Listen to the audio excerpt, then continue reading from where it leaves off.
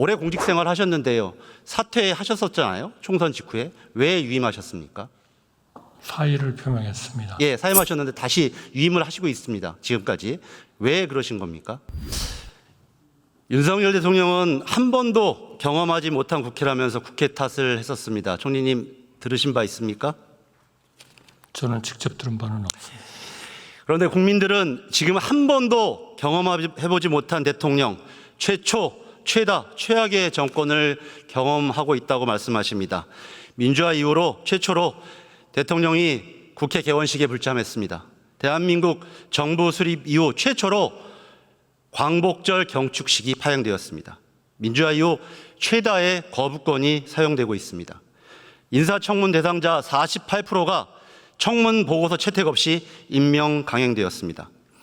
총리님, 지난 대선에서 윤석열 후보를 찍었다는 우리 김포시 양촌읍에 사시는 80대 중반 강씨 어르신이 좀 대신 좀 여쭤보라고 하셨습니다. 저에게, 총리께.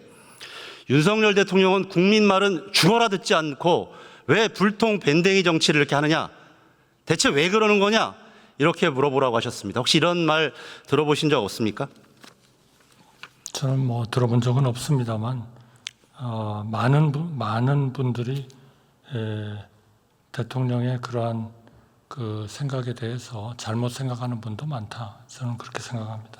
그렇게 생각하는 사람은 잘못 생각하는 거고 혹시 총리 주변에 있는 분들은 다 잘하고 있다 이렇게 얘기하십니까? 어려운 부분이 분명히 있다고 인정을 하죠. 그러면서도 우리가 그렇게 모든 것을 좀 경제를 포함해서 선방하고 있다는 것을 우리가 그렇게 무시할 필요는 없다. 이렇게 생각하고 있습니다. 대통령의 국정 브리핑이나 좀 전에 총리의 답변처럼 굉장히 자화자찬하셨는데요. 저 보시는 것처럼 국민들은 최악의 국정 지지율과 국민 신뢰도를 보여주고 있습니다. 윤석열 정권이 써나가고 있는 새로운 기록들로 인해서 심지어는 중도 성향의 단 18%만이 긍정평가를 하고 있다는 기록도 있습니다. 그런 여론조사도 있습니다. 그래서 말 그대로 이제 윤석열 정권은 심리적 탄핵 상태에 빠져들었다. 이렇게 평가도 있습니다. 저는 총리가 조금 전에 대답처럼 훌륭하게 잘하고 있다. 이런 것이 오히려 대통령을 정권을 2번 죽이고 있다. 이렇게 생각합니다. 지금 윤석열 정부 임기가 반환점에 다다랐습니다. 그리고 총선이 지난 지 5개월이 지났습니다. 총선에서 국민들은 윤석열 정부에게 국정의 기조를 변화해라 이렇게 명령을 하셨습니다. 인사가 만사라는 말처럼 국정 기조의 핵심적인 변화 요소는 인사를 어떻게 변화할 것이냐 이런 부분입니다.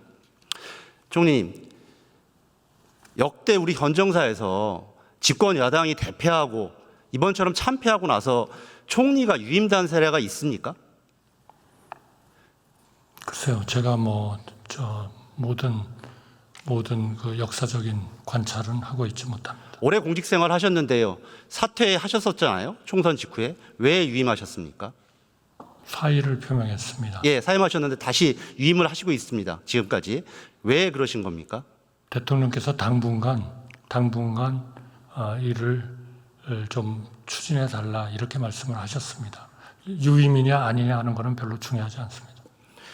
저는 이런 식으로 대통령이 총리를 전례 없이 다시 유임하는 것, 이런 것이 윤석열 대통령과 윤석열 정권의 불통을 보여주고 있다고 생각합니다.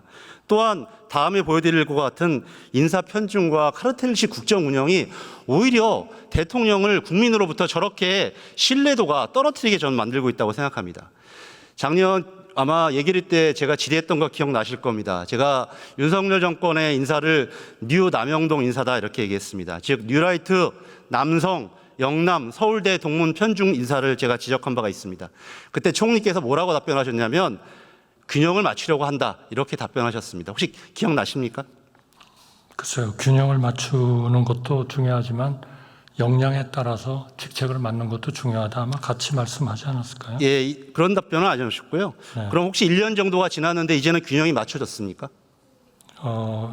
기계적인 균형은 아닌 것 같고요. 예를 들면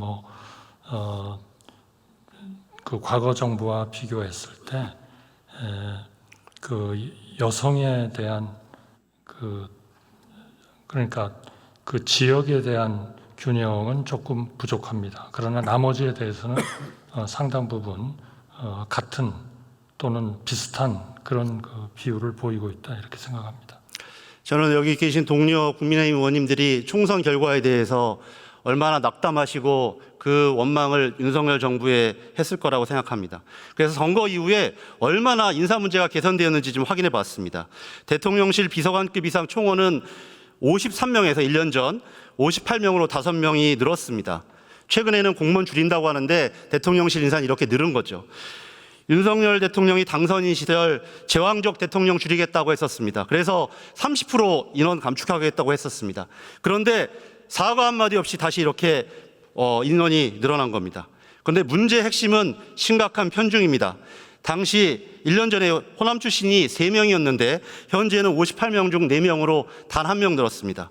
여성은 여전히 3명에 불과합니다. 서울대 출신은 36%, 21명입니다. 하나도 달라지지 않았습니다. 이런 편중과 심각한 인사는 비단 대통령실뿐만 아닙니다.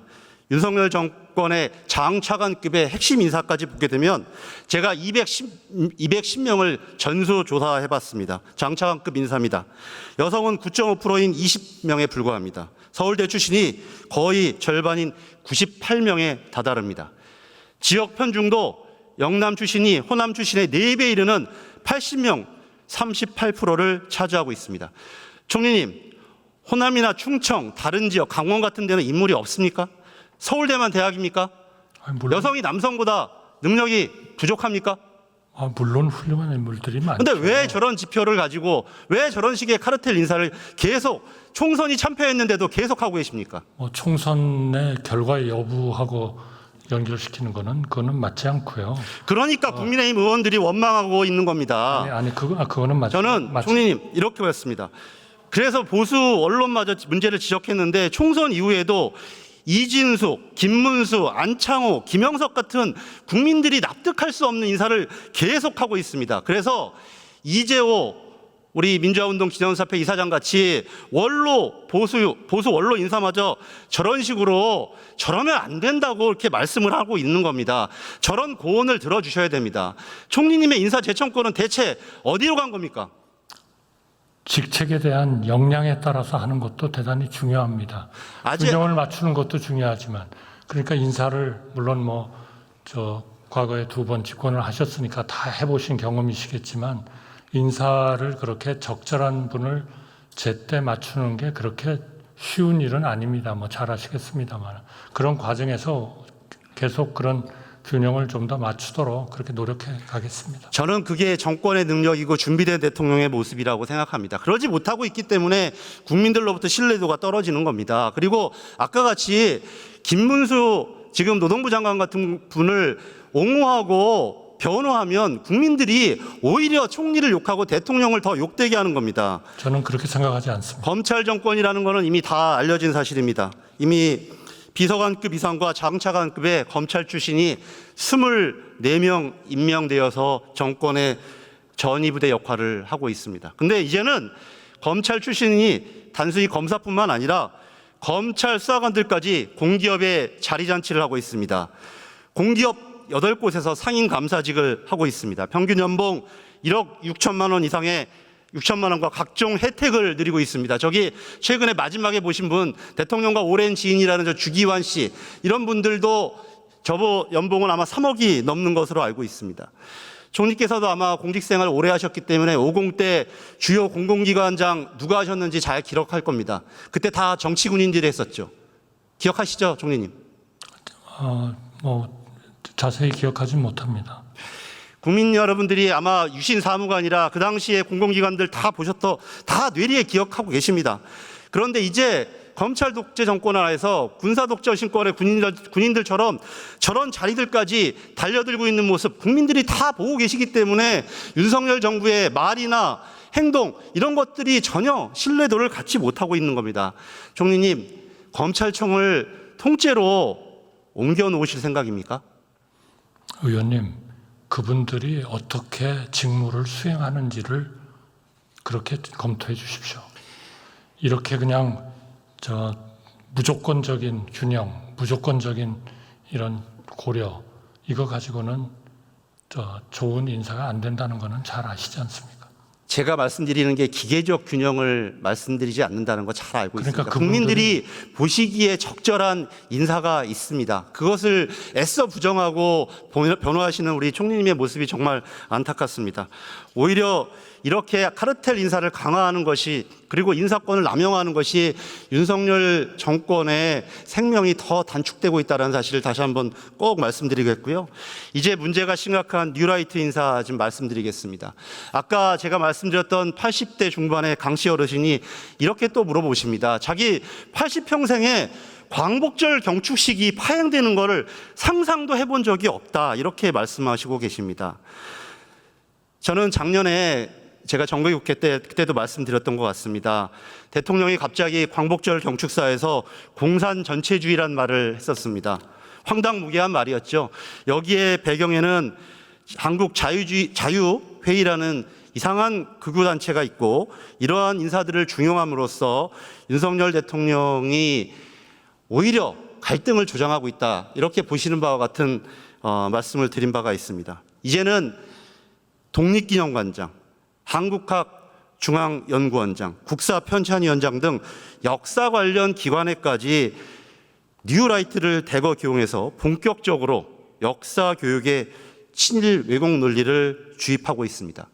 광복절을 광복절이라고 하지 못하는 그런 독립기념관장이 있다는 것, 총리께서는 어떻게 하는지 한번 두고 보자, 이렇게 얘기하시는데 과연 그게 제대로 된 인사가 맞습니까, 총리님? 아니, 한번 지켜보시죠. 그리고 지난번 그 광복절 행사, 이것은 잘 아시지 않습니까? 정부로서는 무슨 건국절을 어떻게 정할 생각이 전혀 없는데, 예를 들면 정부 수립일로 건국절을 정하려고 하는 거 아니냐라는 그런 이상한 일종의 가짜 뉴스에 그냥 현혹이 되신 분들 아니었나요, 그때? 그렇지 않다는 것을 제가 보여드리겠습니다. 정부가 아니라고 얘기를 하는데 왜 정부가 왜 그러냐면, 아까도 말씀드렸던 것처럼 윤석열 대통령이 그런 사람들을 쓰고 있기 때문입니다. 제가 한번 보여드리겠습니다. 과거 뉴라이트 지식인 100인 선언이 있었습니다. 과연 이 100인 중에 몇 명이 윤석열 정부에서 활동하고 있는지 또 한번 제가 찾아봤습니다.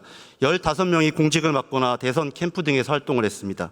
여기 계신 김용호 장관이나 김태호 씨 같은 분뿐만 아니라 현재 방송장악의 선봉장을 하고 있는 차기환 현 방문진 이사, 정승현 현 대통령실 정무 이비서관, 김태현 현 국가교육위 상임위원, 이명희 현 한국학중앙연구원 이사, 김성열 현 국가평생교육진흥원 이사장 등이 그런 대표적인 분들입니다. 총리님, 아직도 좀 전에 말씀하신 것처럼 생각하십니까? 이런 분들이 활동하고 있기 때문에 친일 매국 인사, 다음에 넘겨보시죠. 일제강점기 국적을 일본이라고 강변하거나 위안부 징용을 자발적이라고 다음에 한번 넘겨주시죠. 이런 분들을 다음에 우리 광복회 거를 한번 보여주셨으면 좋겠습니다. 광복회 거를 보여주셨으면 좋겠습니다. 일제강점기를 우리 국적을 일본으로 강변하거나 위안부 징용을 자발적으로 이루어졌다고 강변하는 인사들이 있기 때문에 계속적으로 국민들은 친일 매국 정권이라 생각을 하는 거고요. 다음 보여주시겠습니까? 이철호 교수님 PPT. 이철호, 예. 그래서 대통령의 57년 친구인 이 이철호 교수님마저 저런 사람들을 쓰기 때문에 대통령이 역시 그런 생각을 가진 것으로 추정할 수밖에 없다, 이렇게 얘기를 하는 겁니다. 총리님, 저분도 색깔칠을 하는 그런 분입니까? 대통령을 전혀 모르는 사람입니까? 아니, 일방적으로 정부가 하지 않겠다는데 정부가 하려고 한다, 이렇게 생각하는 거는 약간의 억지죠. 그다음에 저는 아직도 그 얘기를 믿습니다. 중요한 거는 무슨 레프트냐 라이트가 아닙니다. 국가를 위해서 국가를 위로 상승시킬 것이냐 밑으로 다운시킬 것이냐, 그게 더 중요한 거 아닌가요? 그러려면 일을 잘하는 사람을 잘하는 데 뽑아야죠. 어떻게 해서 너는 레프트니까 너는 라이트니까 그렇게 국민을 가르고 갈라쳐가지고 도대체 우리나라가 그게 업으로 갑니까? 다운으로 가지? 말씀 잘하셨습니다. 중요한 것은 일본의 마음이 아니라 국민의 마음입니다. 국민을 갈라치게 하는 것, 공산 전체주의 세력이나 반국가 세력이 암약하고 있다는 대통령이 아니라 정말 업으로 가야 되는데, 저렇게 과거에 일본의 대한민국의 과거를 일본의 국적이라고 얘기하는 사람들을 쓰고 있기 때문에 저렇게 얘기하는 겁니다. 예, 들어가십시오.